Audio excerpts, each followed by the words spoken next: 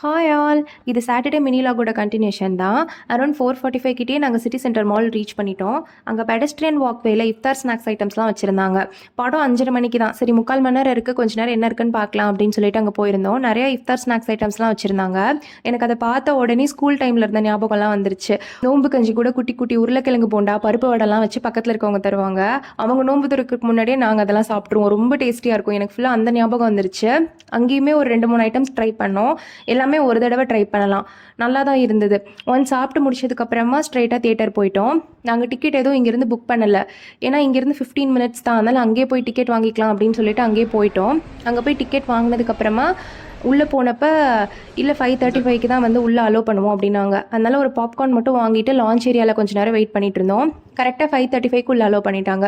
உள்ளே போனோடனே ஒரு 10 மினிட்ஸ் படம் போடலை, கொஞ்சம் இந்த ஆடு அதெல்லாம் போட்டிருந்தாங்க.